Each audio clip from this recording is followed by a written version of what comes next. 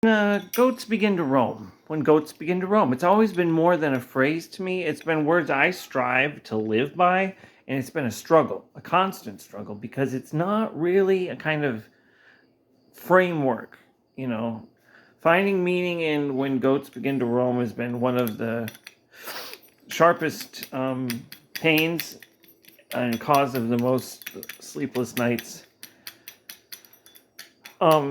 I shouldn't really get into that. It's been difficult.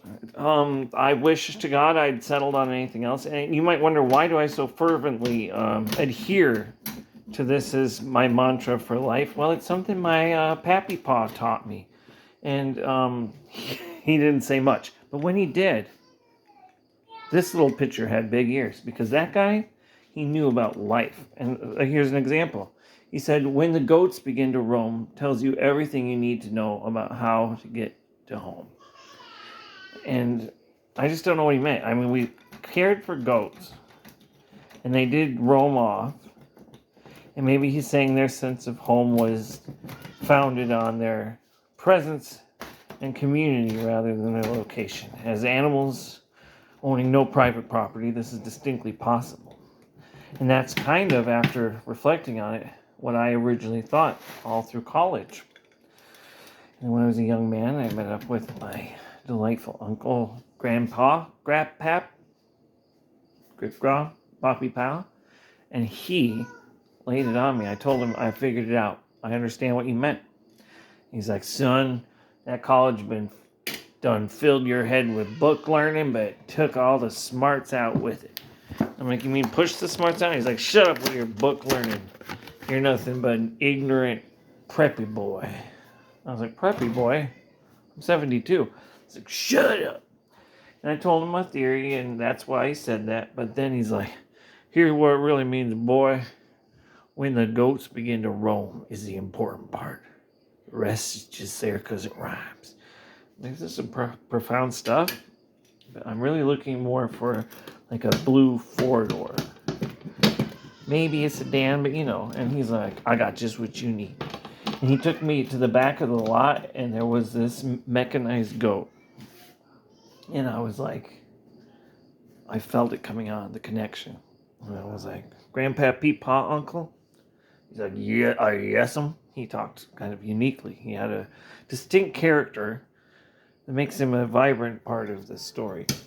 And I said, is that mechanized goat what you were saving from me? My voice suddenly changed because I was so thrilled about the goat. And he's like, you bet your Adam's apple.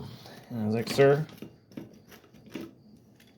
is this the meaning of your phrase? When the goat begins to roam? Because this is going to be my new home because I can't get a job and you just gave me this car and I live in the car now. And he's like, Poop Pop, you ask too many questions. And I was like, why are you calling me Poop Pop? This is my own grandpa uncle.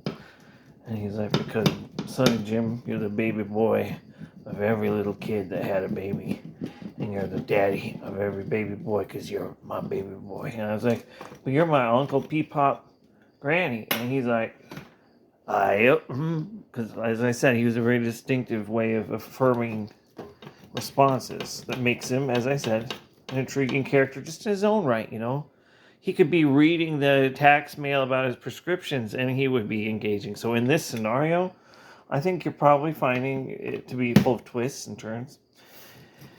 And so he's like, son, you ain't gotta live in no car.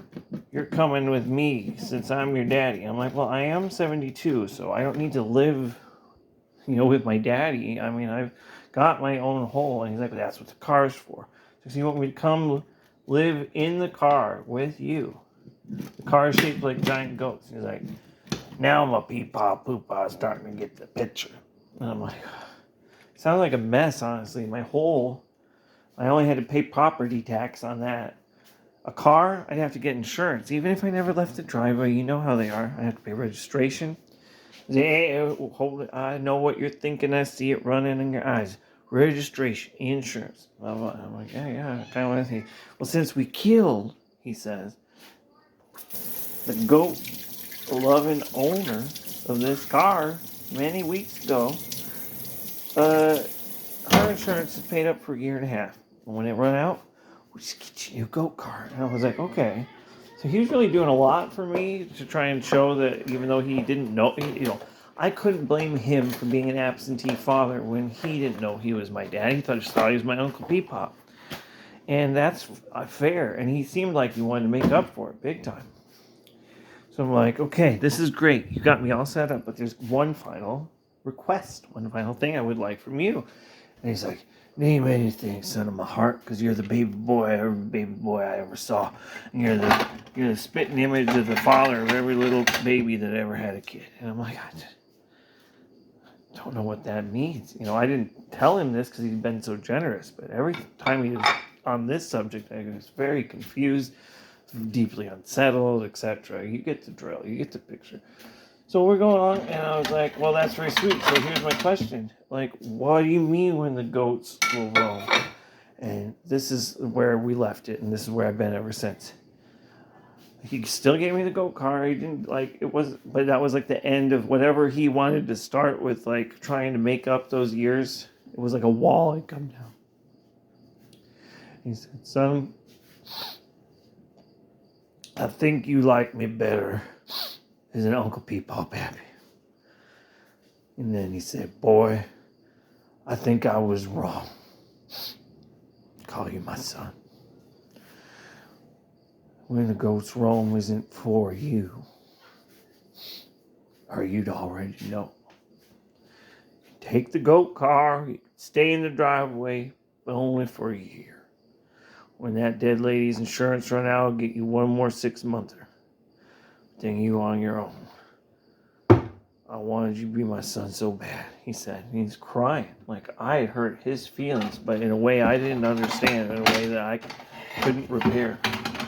I said, but Father, this news, why am I not your son just because I don't know what this means? And he honestly stopped, like I had said, how is this banana the sky? Like I said something totally crazy. He's like, boy, ain't you know that if you was a real McGurkin, goats would be in your blood.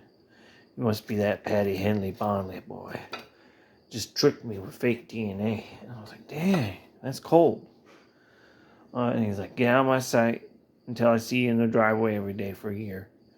And if you ever see Daddy Honley again, it'll be because I ain't found him first.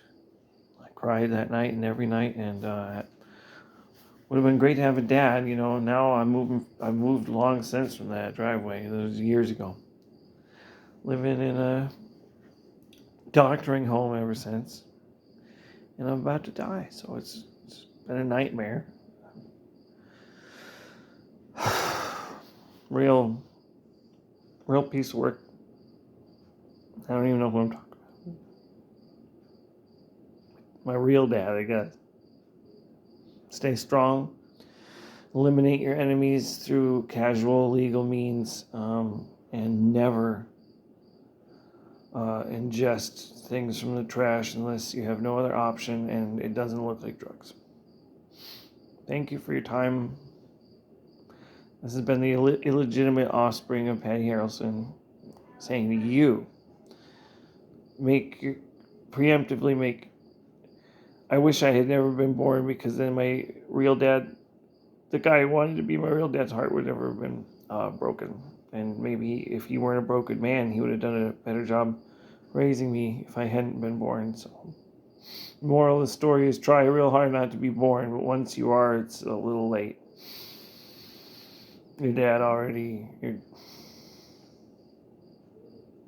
who knows how many kids the Beatles have, fuck it.